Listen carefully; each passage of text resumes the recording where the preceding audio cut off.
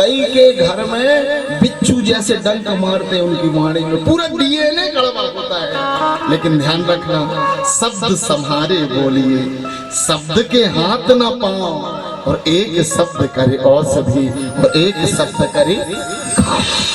हमारे शास्त्र सिखा रहे हैं मैं आपसे निवेदन करूं आप सबसे, केवल शरीर पे तेल मत लगाना, केवल चेहरे पे फेयर एंड लवली और पाउडर मत लगाना। कभी कभी अपने शब्दों को भी ब्यूटी करा करो, तैयार करा करो। कैसे बोलना है, ऐसा नहीं कि टपर टपर बोल दिए, कैसे बोलना है, कितना सुंदर बना के बोलना है जिससे दूसरों को सुंदर भी लगे। अच्छा, कुछ लोग कहते हैं कि सत्य कड़वा होता है, सही में होता है? होता है? ऐसे करो या ऐसे करो, सत्य कड़वा होता है? नहीं होता। ऐसे करिए, सत्य कड़वा होता नहीं, बोलने वाले के विचार कड़वे होते हैं। कैसे? सत्य को कैसे सुंदर बनाए? एक राजा था, काना था। कैसा था? काना। काना जानते? एक आंख नहीं थी। अब उसको, पुराना जमाना था, उसको अपनी फोटो की बड़ी इच्छा थी कि कोई मुझे अच्छी तस्वीर बना दे। अब लेकिन काना आदमी, आपने ध्यान दिया होगा, फोटो की बड़ी इच्छा होती है आदमी की। आजकल तो वो चलने लगी है ऐसे सेल्फी सी। और पहले के जमाने में अगर फोटो खींचते थे तो ऐसे, तो राजा को लगा मेरी अच्छी फोटो बन जाती। आइए आ जाइए, श्री विपतलाल जी हमारे शिष्य जी हैं, खैरी में बहुत अच्छी भागवत जी करवाई थी। एक बार इनके लिए जोरदार ताली बजाएं। बहुत प्यारे व्यक्ति हैं और माता जी भी आई हैं। हमारी बहुत बड़ा 2013 में आयोजन 13-14 में हुआ था, बहुत बड़ी कथा आपने करवाई थी। आदरणीय श्रोताजनों, सभी यहाँ ध्यान दें। राजा को लगा कि यार मेरी तस्वीर अच्छी बनाओ। 3 पेंटर आए, पेंटरों से कह दिया साफ इनाम तभी दूंगा जब मेरी पेंटिंग अच्छी भी हो और सच्ची भी। अब पेंटर एक था, उसने अच्छी पेंटिंग बनाई, दोनों आंखें बना दी। दोनों आंखें बना दी, अच्छे कपड़े पहना दिए, और जैसे ही अच्छे कपड़े पहनाए राजा आया। राजा ने देखा, वाह पेंटिंग तो अच्छी है, लेकिन माफ करना इनाम नहीं दूंगा। बोले क्यों? सच्ची नहीं है। मैं काना हूं, तुमने दोनों आंख वाली बना दी। पेंटर ने कहा गजब कर दिया, और अच्छी भी चाहिए और काना भी बनाना है। अब कानी वाली फोटो अच्छी थोड़ी ना लगेगी। दूसरे पेंटर ने पेंटिंग बनाई, तो जैसी उसकी आंख थी वैसे ही बना दी, जैसी तस्वीर थी। राजा आया, पेंटिंग देखा, बोले पेंटिंग सच्ची तो है लेकिन अच्छी नहीं। मैं काना हूं, तुमने मुझे काना ही बना दिया। पेंटर बड़े परेशान, यार आफत है यार, 2 आंखें बना तो आफत, एक आंख ऐसी बना तो आफत। तीसरे पेंटर ने कहा मैं बनाऊंगा पेंटिंग, अच्छी पेंटिंग भी बनाऊंगा और सच्ची भी बनाऊंगा। तो तीसरे पेंटर ने अपना दिमाग चलाया, विवेक चलाया कि बिन सत्संग विवेक न होई, राम कृपा सुलभ न सो। आदरणीय श्रोताजनों, जैसे ही पेंटिंग बनाया, और जैसे ही पेंटिंग बनाया तो घोड़ा में बिठाला राजा को, और एक सामने चिड़िया बनाया, और धनुष बाण हाथ में पकड़ा दिए। और जब धनुष चलाते हैं ना बाण, तो एक आंख बंद करना पड़ता है, और इनकी ऑलरेडी एक आंख बंद है। राजा आया, राजा ने देखा, हाँ पेंटिंग अच्छी भी है और सच्ची भी है। आदरणीय श्रोताजनों, ऐसे ही सत्य होना चाहिए, हमारा अच्छा भी होना चाहिए और सच्चा भी। जोर से बजा लीजिए, बिल्कुल फ्री। तो अम्मा जी बता रही है। कहने का भी प्राय यह है, कुछ लोग कहते हैं बिना झूठ के काम नहीं चलता। मैं व्यास आसन से कह रहा हूं, बिना सत्य के आपका उद्धार नहीं हो सकता। आपका सत्य सुंदर भी होना चाहिए, सच्चा भी होना चाहिए, अच्छा भी होना चाहिए, इतना वर्क हो। विष्णु ने ऐसा युद्ध किया, आदरणीय श्रोताजनों, विष्णु ने ऐसा युद्ध किया कि मधु और केटव प्रसन्न प्रसन्न हो गए, मांगो वरदान। और अर्जुन ने ऐसे समर्पण से युद्ध किया कि भीष्म पितामह प्रसन्न हो गए और कहा, मार अर्जुन, मैं बताता हूं मुझे अपने मौत का रास्ता क्या है। ये है युद्ध में भी जो किसी का दिल जीत ले, वो महाभारत है, वो युद्ध है। तो जितने भी युद्ध बताए गए हैं आदरणीय श्रोताजनों, उन सब में अगर आपको जीतना है तो मैं आपको एक बात बता दूं, मौत हमारी, अभी कोरोना आया ना, लोग कोरोना से नहीं मरे जी। बोलिए श्रीमद् देवी भागवत महापुराण की। काय से मर गए? डर से मर गए, भय से मर गए। क्यों? हे भगवान, विष्णु सतोगुण के प्रतीक है। धीरज, जितना धीरज होगा आप उतने ही जीवन में शांति रखेंगे। ब्लड प्रेशर और शुगर दोनों आपके नॉर्मल रहेंगे। कब? जब आप धीरज के साथ हर युद्ध को जीतेंगे। माँ की आराधना भगवान विष्णु ने की और माँ ने योग निद्रा के द्वारा मधु और कैटभ को मोहित किया कि इति संचित्य मनसा निश्चयं प्रतिपद्य च तुष्टव योग निद्राम तामेकाग्र हृदय स्थिता। और जैसे ही मोहित हुए मधु और कैटभ, तो दोनों ने अपना मरना स्वीकारा। नारायण ने अपनी सृष्टि का विस्तार किया और जंघा में बिठालकर मधु और कैटभ को मारा। मधु कैटभ इतने बड़े विशाल हो गए कि पृथ्वी से भी बड़ा आकार ले लिए। और मधु और कैटभ को जब मारा तो पृथ्वी का रंग लाल हो गया। पृथ्वी उसी समय से अशुद्ध हो गई और इसीलिए सीधी मिट्टी को नहीं खाया जाता। मिट्टी को सीधे आप मंजन भी ना करें, क्योंकि उसमें आसुरी भाव है। सीधे ना खाके पृथ्वी के द्वारा माध्यम बना के या तो आप दातून करें या आप नीम की दातून करें, बबूल की करें, लेकिन सीधी मिट्टी को ना खाएं, क्योंकि उसमें असुर का जो खून घुल गया उससे वो मृदा अशुद्ध हो गई। बोलिए श्रीमद् देवी भागवत महापुराण की। इस कथा से हमें ये ज्ञान मिलता है कि जिंदगी में जिस भी स्थिति में रहें, चाहे विवाद की स्थिति में रहें, चाहे संवाद की स्थिति में रहें, अपने उच्च आचरणों को ना छोड़ना। दुनिया को प्रसन्न करने के लिए जितनी सभ्य अगर हमारी जीवन शैली होगी, उतना ही हम युद्धों में जीतेंगे और जीवन संग्राम में आगे बढ़ते हुए माता के धाम पहुंचेंगे, जिसे हम मुक्ति के धाम कहते हैं। कि मेरी आँखों के, आइए माँ से निवेदन करें, सामने ही रहे हसीरों वाली जगदम्बे। हो मेरी आँखों के सामने ही रहना, हसीरों वाली जगदम्बे। मेरी आँखों के सामने ही रहना, हसीरों वाली जगदम्बे। माँ शेरों वाली जगदम्बे, माँ शेरों वाली जगदम्बे। हो मेरी आँखों के सामने ही रहना, माँ शेरों वाली जगदम्बे। मेरी आँखों के सामने ही रहना, माँ शेरों वाली जगदम्बे।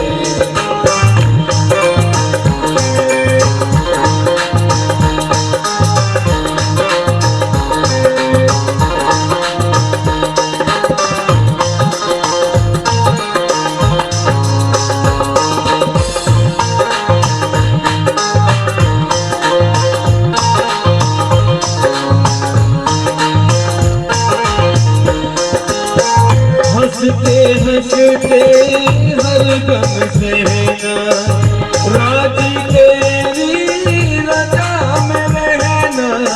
हंसते हंसते हर गम सहना, राजी तेरी रजा में रहना। हंसते हंसते हर गम सहना, राजी तेरी रजा में रहना। हंसते हंसते हर गम सहना, राजी तेरी रजा में। अपने रहना माथे रोवाली जगदम्बे मेरी अखियों के सामने रहना माथे रोवाली जगदम्बे। आदरणीय श्रोताजनों, आप लोगों में से कौन कौन है जिनके गांव में दुर्गा जी रखी जाती हैं? हाथ उठा के बताएं। वाह वाह, 1 2 3। कचनरा में भी रखी जाती है। दुर्गा जी क्यों रखते हैं आपको पता है? जिस प्रकार हर साल अन्न उगाया जाता है, क्यों? क्योंकि भूख मिटाने वाली है। इसी प्रकार हर साल दुर्गा जी रखने का मतलब है अपने गांव में, अपने नगर में और ब्रह्मांड में हर साल शक्ति को प्रकट करना। अगर शक्ति नहीं होगी तो दुनिया में रहने की हमारे अंदर ताकत नहीं होगी। रोग प्रतिरोधक क्षमता अगर कहीं से आती है तो वो दुर्गा है। आदरणीय श्रोताजनों, जो दुर्गति को मिटाती। आजकल मालूम है सब बीमार हो रहे हैं, कोई के घुटने में दर्द, भोजन तो कर रहे हैं लेकिन पाचन क्रिया नहीं हो रही है। ध्यान रखना, इस शरीर में अगर कोई चीज है उसका नाम है शक्ति। अभी विज्ञान इतनी उन्नति कर गया, इतनी उन्नति कर गया, फिर भी 1 किलो गेहूं अगर कोई चक्की में डाल दे तो खून बनाने की उन्नति नहीं किया है। 1 किलो गेहूं, चावल, फल डाल दे और वो कोई खून बना दे, अभी भी विश्व के विज्ञान ने इतनी उन्नति नहीं किया है। लेकिन शरीर के अंदर जो दुर्गा शक्ति है ना, वो खून भी बनाती है, वो वीर भी बनाती है, वो रज भी बनाती है। और आप यकीन मानना, माँ की शक्ति ऐसी है जो अन्न को खून बनाती है, और माँ का प्रेम ऐसा है जो खून को दूध बनाकर बच्चों को बड़ा कर देती है। आदरणीय श्रोताजनों, ये विश्व में कहीं कोई विज्ञान ने अभी इतनी उन्नति नहीं करी है। केवल माँ का प्रेम और माँ की शक्ति है, दोनों हाथों की सेवा।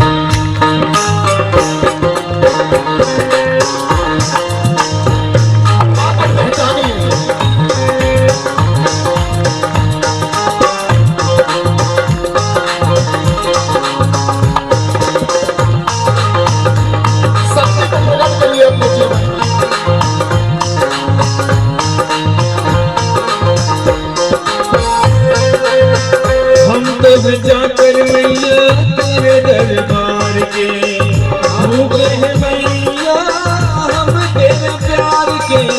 हम तो जाकर मैया तेरे दरबार के भूखे हम मैया बस तेरे प्यार के। वो अपने बेटी दया करो तेरो वाली जगदम्बे मेरी अखियों के सामने रहना माथे रोवाली जगदम्बे। ओ माथे रोवाली जगदम्बे, माथे रोवाली जगदम्बे। ओ माथे रोवाली जगदम्बे, माथे रोवाली जगदम्बे। ओ मेरी अखियों के सामने रहना माथे रोवाली जगदम्बे, मेरी अखियों के सामने रहना माथे रोवाली जगदम्बे। ओ मेरी अखियों के सामने रहना माथे रोवाली जगदम्बे, मेरी अखियों के सामने रहना माथे रोवाली जगदम्बे।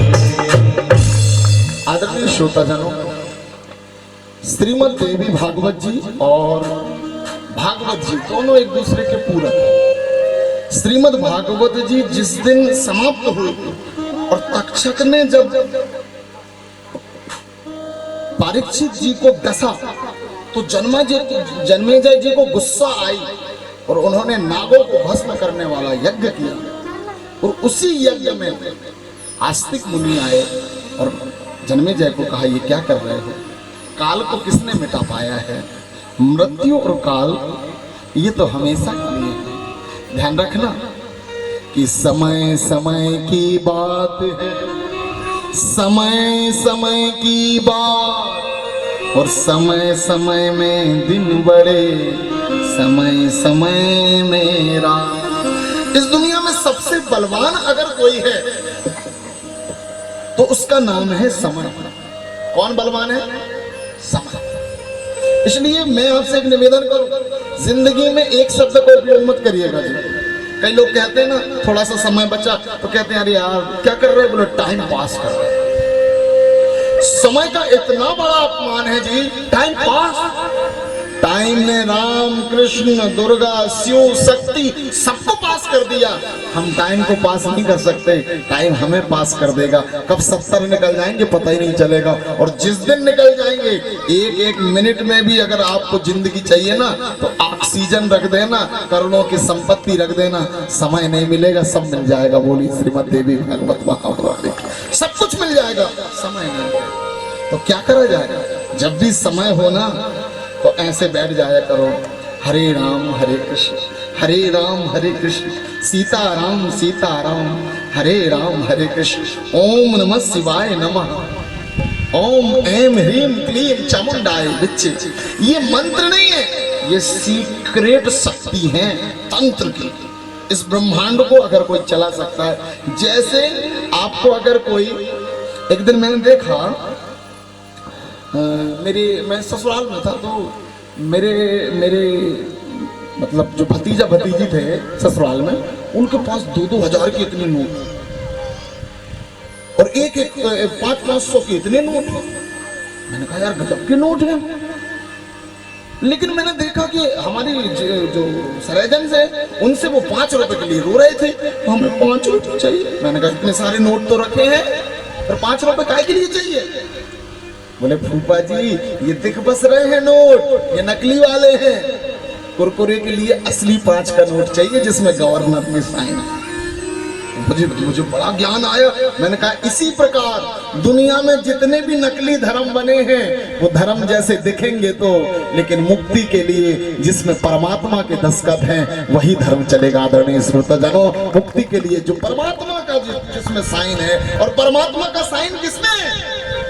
जब हजारों ग्रंथ रखे गए, लोगों ने कहा तुलसीदास जी ने गलत ग्रंथ लिखा है, हिंदी में लिख दिया है, तो उसमें हजारों किताबों के बीच में आज के 400 बरस पहले एक कमरे में हजारों ग्रंथ रखे गए, उसमें सबसे नीचे रामायण रखी गई।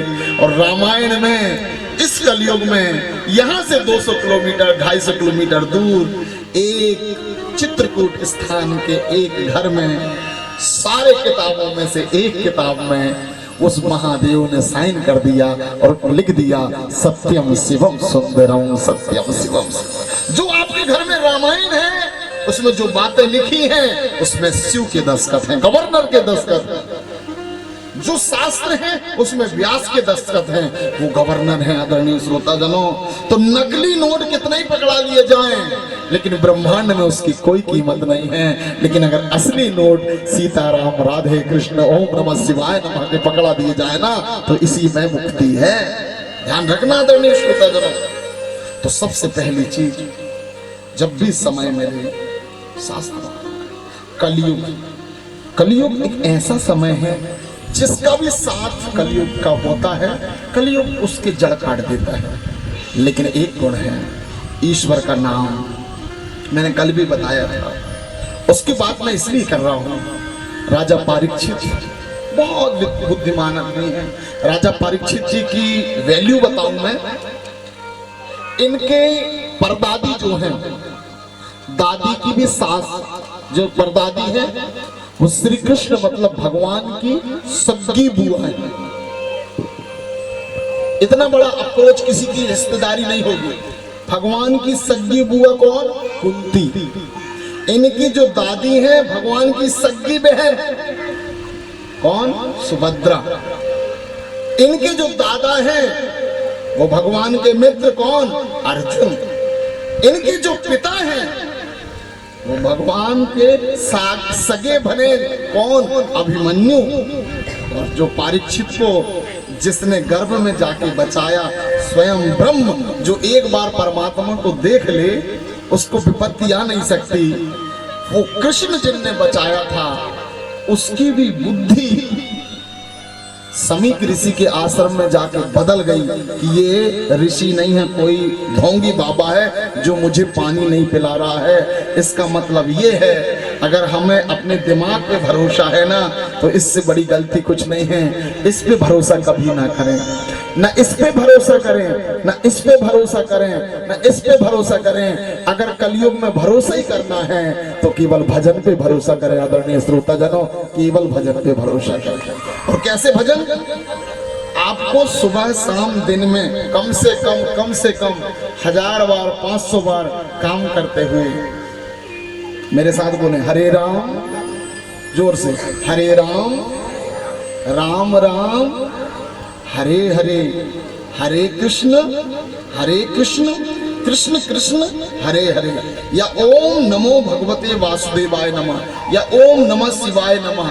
ये सर्टिफाई है और मैं नहीं कह रहा हूं, ये विश्व में रिसर्च हो चुका है। दुनिया में 2500 धर्म हैं, केवल सनातन धर्म का रिसर्च हो रहा है।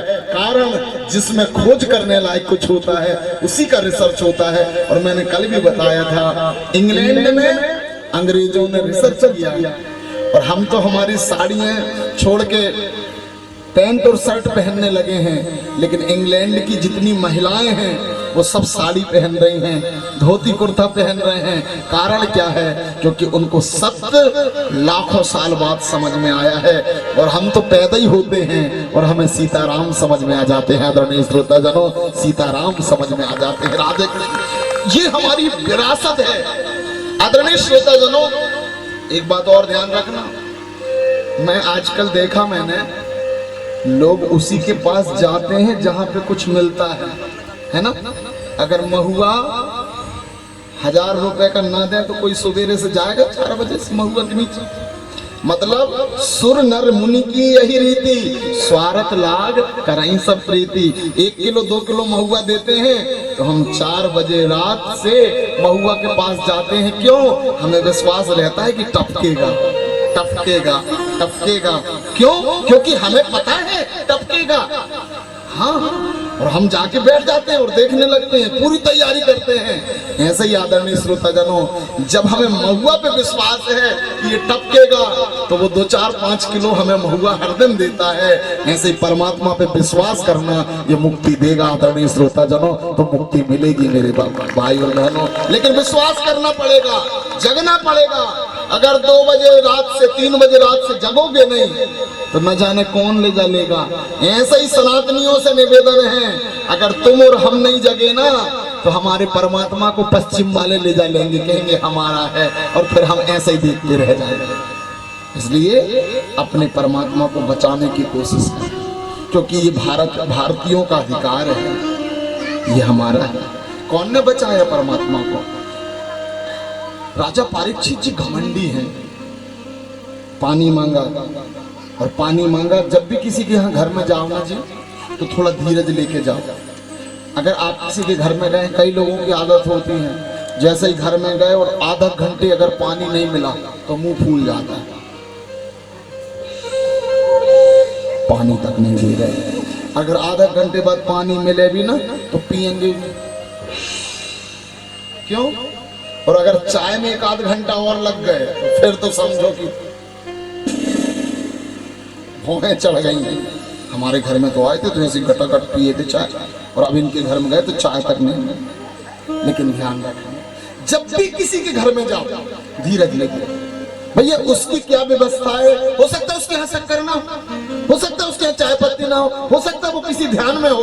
तो जब भी किसी के यहाँ जाओ तो थोड़ी धीरज लेके जाओ। कारण ये है, ऐसा ना हो कि उसको आप अपमानित कर दो, श्रापित कर दो, तो उसका अहित हो जाए। और ध्यान रखिएगा, हमारे द्वारा किसी का अहित होना इस दुनिया का सबसे बड़ा पाप है, क्योंकि जो गड्ढा हम किसी के लिए खोदते हैं उसमें खुद ही गिरते हैं। आदरणीय श्रोताजनों, वो नहीं गिरता। समीक ऋषि के गले में सांप डाल दिया। बेटे को गुस्सा आया और बेटे ने श्राप दे दिया कि इति लंघित मर्यादम तक्षकः सप्तमे हरि तक्षयति कुलांगार चोदितो में तद्रुहम। मैं आपसे निवेदन करूं, मर्यादा, शील, स्वभाव, शांति, धीरज, प्रेम, अच्छाई, इसको अपने घर में बुलाइए। इसको अपने घर में रखिए। कौन कौन है जिनके यहाँ शांति है? मैं तो चेहरे ही देख के बता दूंगा किन किन के यहाँ। 95% घरों में तो महाभारत है। तीर तने, न जाने कौन कौन घायल हो रहे। क्यों? क्योंकि हमने आवाहन किनका किया?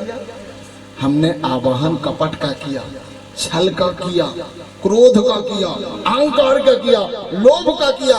हम जिसका अहंकार करेंगे ना, वही हमारे घर में निवास करने लगेंगे। आदरणीय श्रोताजनों, मैंने अभी कहा कि जाकी रही भावना जैसी प्रभु मूरत देखूं तिन तैसी। अच्छाई का आवाहन करिए आप अपने घर में। और आजकल तो बुरा ना माने, अगर किसी को गांव से भगाना है ना, तो बड़ा अच्छा साधन है। मैं बताऊं क्या करो? एक ठो नींबू लो, उसको थोड़ी सा काटो, उसमें थोड़ा सा सिंदूर भरो, 2 अगरबत्ती लो, और 2 अगरबत्ती लेकर रात के 12 बजे इतने गोबर में जाके कोई के घर के सामने बस रख दो। सुबह से जैसे ही दरवाजा खुलेगा, भगवान अब तो पीछे ही पड़ गए, बिल्कुल अब तो मूड छोड़ दे। और आपको पता है कल्पना का संसार है।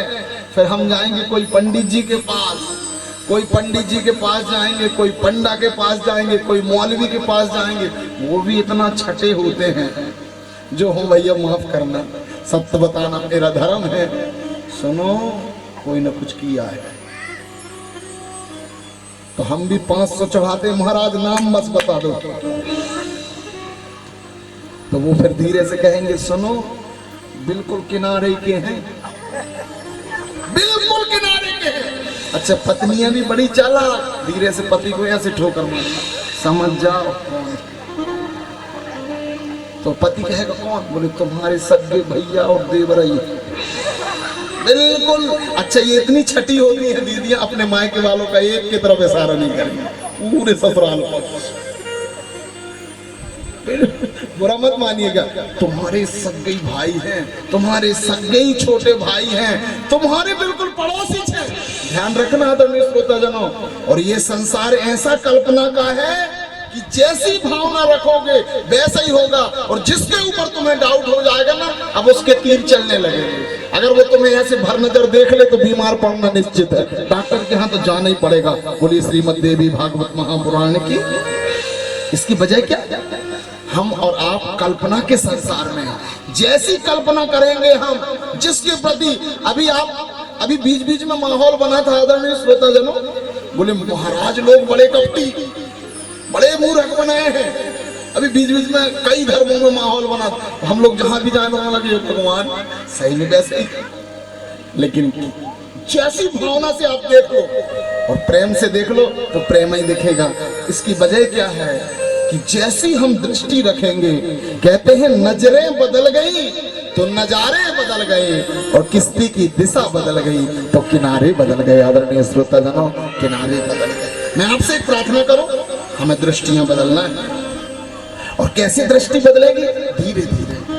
हमें अपनी भावनाओं को बदलना है। अपने घर में कैसी कैसी चीजों को अपने दिमाग में, अपनी बुद्धि में, अपने जीवन में किन्हें शामिल करना है, अच्छाई को या बुराई।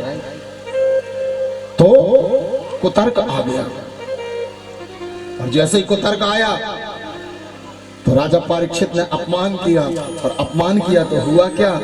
आदरणीय श्रोताजनों, राजा परीक्षित जी को 7 दिन में मरने का श्राप लग गया। 7 दिन में मरोगे। और जैसे ही मरने की इच्छा हुई, मरने का श्राप लगा। आदरणीय श्रोताजनों, इस दुनिया में मरना सबको है। अच्छा, एक बात बताइए, कैसी मौत चाह रहे हैं आप लोग? ऐसे बैठे सभी, आप लोग कैसी मौत चाह रहे हैं? एकदम से आने वाली मौत चाह रहे हैं कि धीरे धीरे आने वाली मौत चाह रहे हैं? इशारा करके बता दीजिए। ऐसी वाली कि अगर पता चल जाए कि यार महीना 15 दिन में मरना है, वो वाली। भाई मरना तो है, ये सच है। कैसी वाली मौत चाहिए? यहाँ पर 90% लोग हैं जिनको लगता है भगवान बस पता ही ना चले।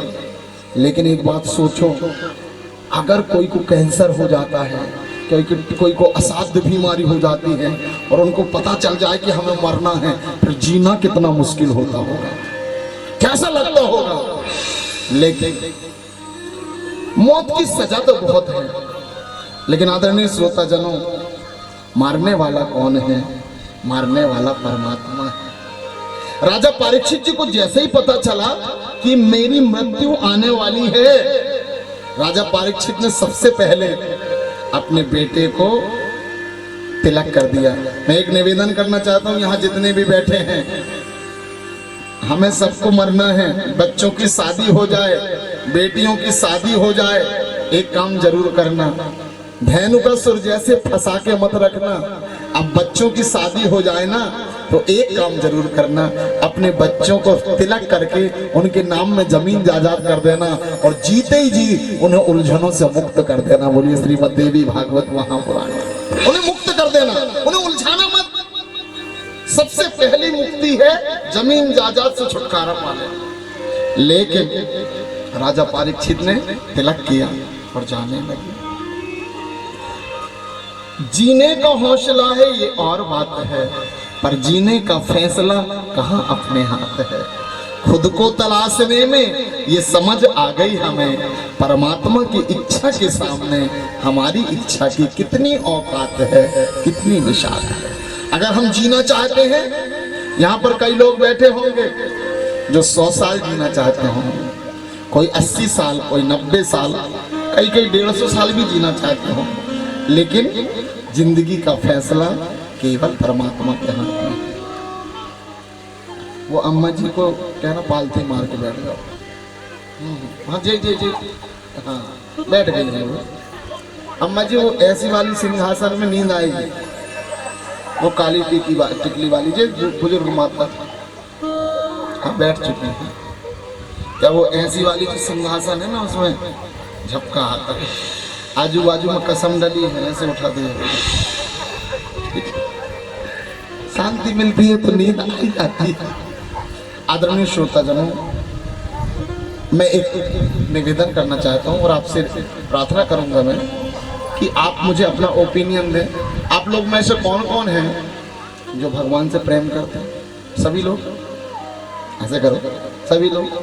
अच्छा एक बात बताओ, हमारी जान कौन लेगा? अच्छा अगर तुम्हें पता चल जाए कि फलाना आदमी तुम्हें जहर पिलाने वाला है, फिर भी प्रेम करोगे? तुम्हें चाय में मिला के कोई जहर पिलाने वाला ये पता चल जाए और तुमसे कहे कि इससे प्रेम करो, करोगे? नहीं करोगे। लेकिन हमको पता तो चल गया ना कि हमें मारने वाला परमात्मा है, फिर भी हम उनसे प्रेम करने बैठे हैं। यही तो सबसे बड़ा प्रमाण है कि हम परमात्मा से प्रेम करते हैं। इससे बड़ा प्रमाण मारने वाले से प्रेम करना, जो हमारी जान लेगा उससे प्रेम करना, ये छोटी बात नहीं है। 56 इंच की सीना वाली बात। कौन मारेगा? ये मारेगा। जान कौन लेंगे? ये लेंगे।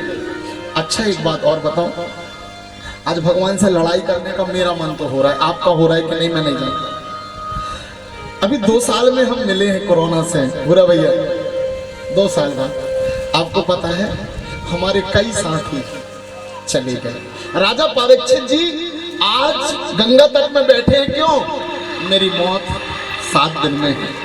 लेकिन हम लोगों ने भी जो मौत का बवंडर देखा है ना, आपको पता है ऐसी आज से जब से संसार बना है तब से ऐसी मौत कभी नहीं देखा होगा किसी ने जो कोरोना में देखा। आपको पता है कोरोना में कैसे लोग मर गए? एक बार ऐसे हाथ जोड़िए, और जो इस विश्व में 1 करोड़ लोग विश्व में, ऐसा डॉक्यूमेंटली प्रमाण है, असल में कम से कम 15 से 20 करोड़ लोग खत्म हुए हैं और भारत में 70 से 80 लाख लोग खत्म हुए हैं। लेकिन बड़ा दुख ये है कि हम अपनों के लिए रो नहीं पाया।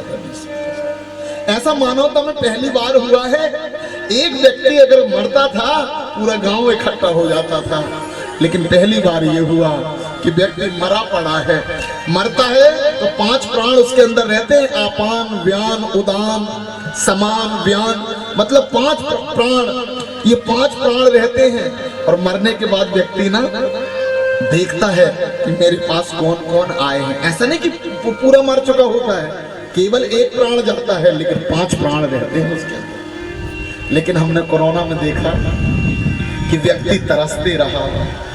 आप सोचिए जब व्यक्ति मरता रहा होगा कोरोना में, तो आइसोलेशन में अकेला डला है, उसको अपने परिवार की याद आती रही होगी, माँ की, पिता की, भाई की, लेकिन अकेला खत्म हुआ। आदरणीय श्रोता जनों, लेकिन हम परमात्मा से एक निवेदन करना चाहते हैं। आपको पता है ये जितने लोगों को मारा है ना भगवान ने, ये हमें हमारे तक चिट्ठी पहुंचाया कि देखो तुम्हें भी ऐसे ही मारूंगा, है ना, चिट्ठी पहुंचाया है।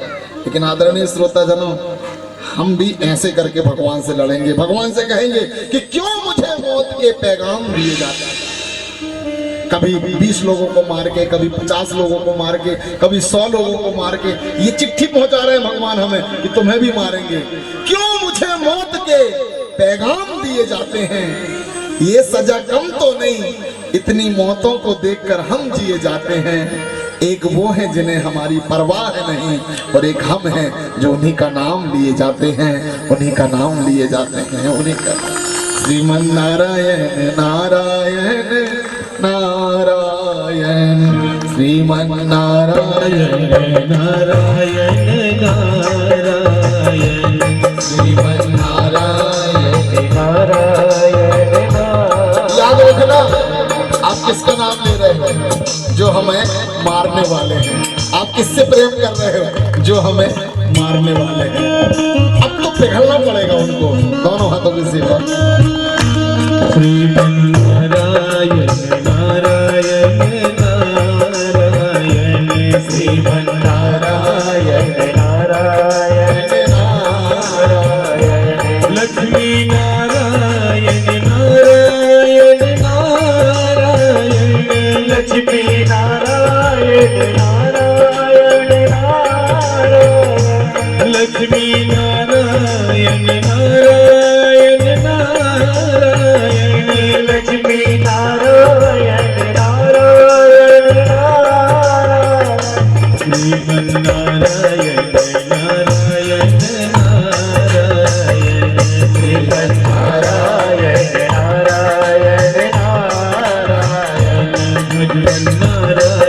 नारायण नारायण, भगवान नारायण नारायण नारायण, भगवान नारायण नारायण नारायण, श्रीमन नारायण नारायण नारायण, श्रीमन नारायण नारायण नारायण।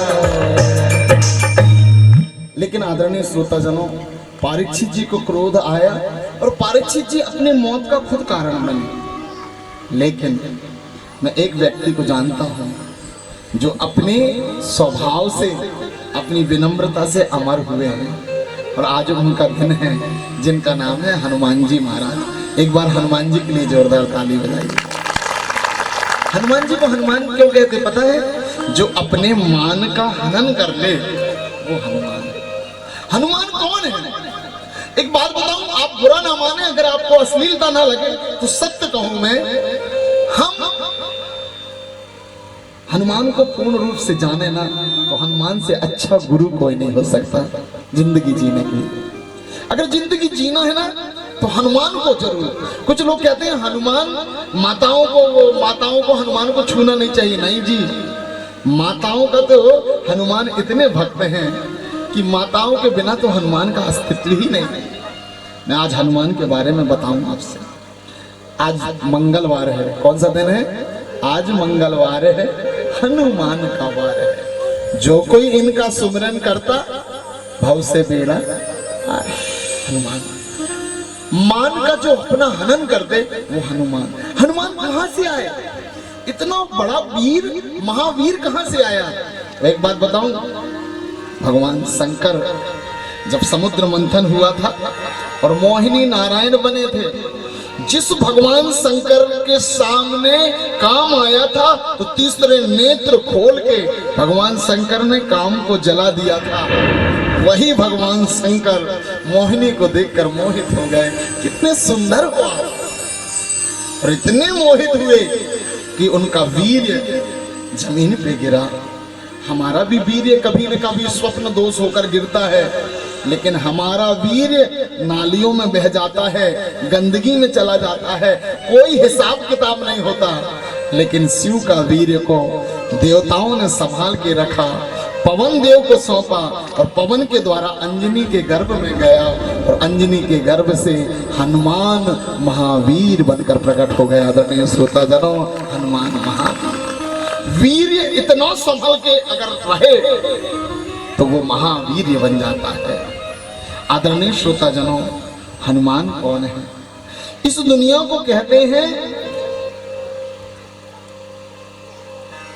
लक्ष्मण ने शेष बनकर उठाया है, वामन बनकर राम ने पूरी दुनिया को 2 कदमों में नापा है।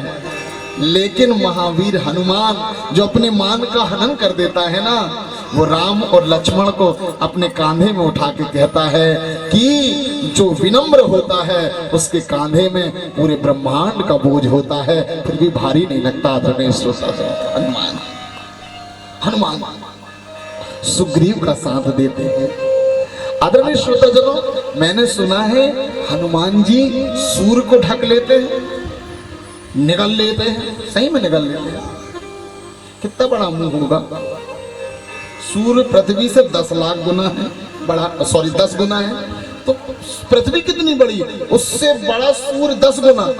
तो हनुमान जी का मुंह तो और बड़ा होगा, क्योंकि लड्डू से तो बड़ा ही होगा। तो सही में हनुमान जी निगल लेते हैं। हाँ, आपने अभी इस साल 28 दिसंबर को देखा होगा। 28 दिसंबर को पूरा 10 बजे अंधेरा हो गया था।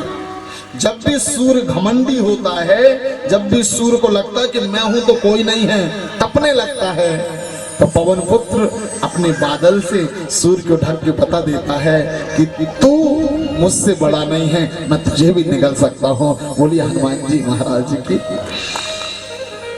हनुमान इतने अच्छे हैं। लेकिन आदरणीय श्रोताजनों, जब लक्ष्मण जी को बाण लगी तो आपको पता है हनुमान जी औषधि लेके आए। और कब लेके आए? सूर्य उदय से पहले। अच्छा, एक बात बताइए, एक ही बार लाए हैं कि हमेशा लाते हैं? जी, एक ही बार लाए? नहीं, हमेशा लाते हैं। आप लोगों में से कौन कौन है जो सुबह 4 बजे उठ जाते हैं? अभी की बात नहीं कर रहा हूं, नहीं तो महुआ वाले हाथ उठा दें कि हम 4 बजे उठते हैं। महुआ वाला उठना नहीं, जो सही में 4 बजे उठते हैं। जी, 5 बजे उठने वाले हाथ उठाएं। 6 बजे कुछ लोग उठा रहे हैं। प्रातः काल की वायु से सेहत सकल सुजान और मुंह की छवि बढ़े और बुद्धि होए बलवान। प्रातः काल की हवा लाख रुपए की दवा। डॉक्टर कहते हैं ना, प्रातः काल की हवा लाख रुपए की दवा। मैं आप सबसे निवेदन करूं, जो चेहरे में झुर्रियां आ रही है ना, जो चेहरा कमजोर हो रहा है और जो मौत के मुंह में हर दिन, मध्य प्रदेश में पुरुषों की आयु 65 रह गई है, महिलाओं की 68 रह गई है। अब धन कमाने की ओर ना जाएं, स्वास्थ्य की ओर जाएं। और मैं आपसे निवेदन करूं, सुबह 5 बजे से 7 के बीच में उठें, क्योंकि उसके समय में भगवान हनुमान हर दिन औषधि लाते हैं और हमारे घर तक पहुंचाते हैं। और लक्ष्मण की जैसे जान बचाए हैं, हम सबकी जान बचाते हैं। आदरणीय श्रोताजनों, हनुमान जितनी मेहनत करते, जोर से बजाइए हनुमान जी के लिए। इसलिए प्रातः काल की हवा लाख रुपए की दवा। हनुमान जी के बारे में इसलिए मैं और बताना चाह रहा हूं। एक दिन मैया सीता वो भर रही थी मांग, और जैसे ही मांग भर रही थी तो हनुमान जी पहुंचे। हनुमान जी ने कहा, मैया क्या कर रही हो? तो सीता जी ने कहा, मैं मांग भर रही हूँ। बोले क्यों? बोले इससे मेरे पति की आयु बढ़ेगी। कितनी बढ़ेगी मैया? बोले 1000 वर्ष की। अच्छा इतने सिंदूर से 1000 वर्ष के हो जाएंगे हमारे राम? बोले हाँ। तो अवध की बाजार में गए और इतना सिंदूर और तेल ले लिए, और जैसे ही तेल लिए बाजार में, बीच बाजार में खड़े हो गए और ऐसे सिंदूर लगाने लगे। जैसे ही सिंदूर लगाने लगे मुंह में, अवध के लोगों ने पूछा क्या कर रहे हो हनुमान? बोले प्रभु की उम्र बढ़ा रहे हैं। बोले तुम्हारी सुंदरता का क्या होगा? लोगों को इतना सा अगर थोड़ी सी खील भी हो जाए तो ऐसे निकालते हैं कि कहीं चेहरा न बिगड़ जाए, तुम्हारी सुंदरता का क्या होगा? तो हनुमान ने कहा जो भी मेरे पास आएंगे ना तो मैं अपने आप को ढक के कहूंगा भैया मुझे मत देखो, अगर देखना ही है तो मेरे सीताराम को देखो, मेरे सीताराम को देखो। सोचो अगर ना हमें दुनिया को दिखाना होता तो हम कहते हमें देखो। हम तो अपने माता पिता को भी क्रेडिट नहीं देते। आपको पता है, अगर कोई पूछ ले आपसे कौन ने घर बनाया, बोले हमने बनाए हैं जी। ये कौन ने काम किया? हमने किए हैं। मैं आपसे निवेदन करूं, जब भी कोई क्रेडिट देना है ना, अपने बड़ों को जरूर देना। माता पिता के, गुरु के, परमात्मा के आशीर्वाद से हुआ है। और ध्यान रखना, जो अपने जीवन का क्रेडिट अपनों को देते हैं ना, वो अमर हो जाते हैं। आदरणीय श्रोतागणों, वो अमर हो जाते हैं। और जो खुदाई को देते हैं ना, कई लोग कहते हैं मैंने किया है, मैंने किया है। जो मैं कहता है ना, तो बलि किसकी चढ़ती है? बकरा की। और बकरा कौन है? मैं। हनुमान जी कहते हैं नहीं, मेरा कोई क्रेडिट नहीं। हनुमान जी कंपटीशन भी करते हैं। हनुमान जी जब सुरसा बदन पसारती है ना, तो 2 किलोमीटर पसारती तो वो 4, जब वो 4 तो ये 8। लेकिन हनुमान जी ने देखा, लोग कहते हैं कंपटीशन का जमाना है। हनुमान कहते हैं एक हद तक कंपटीशन करो, पूरी जिंदगी कंपटीशन मत करो। कई लोगों की आदत होती है तुमने ट्रैक्टर लिया तो हम भी लाएंगे। हनुमान जी यहाँ सिखाते हैं आमदनी से खर्चा ज्यादा, मिट जाने की बातें हैं, और ताकत कम और गुस्सा ज्यादा, पिट जाने की बातें हैं। ज्यादा कंपटीशन मत करो जी कि तुमने ये किया तो हम भी करेंगे, तुमने मोटरसाइकिल लाए तो हम भी लाएंगे, तुमने ये सामान लाए तो हम भी लाएंगे। हनुमान जी कहते हैं एक हद तक कंपटीशन करो। सुरसा के साथ हनुमान ने कंपटीशन किया, लेकिन हनुमान ने सोचे पूरी जिंदगी कंपटीशन करना पड़ेगा क्या? तो हनुमान जी ने सुरसा को प्रणाम किया और छोटे बन के आगे निकल गए। जिंदगी में अगर जिंदगी में ज्यादा कंपटीशन हो जाए तो हाथ जोड़ो और आगे निकल जाओ, क्योंकि यही नहीं रुकना है, हमें आगे की यात्रा करना है। आदरणीय श्रोताजनों, हमें आगे की यात्रा करना है। उसके बाद हनुमान जी के छोटे छोटे चरित्रों को सुनिएगा। आपको पता है, जब हनुमान जी सीता जी के पास गए तो राम जी से मिले थे। जब राम जी रो रहे थे सीता जी के लिए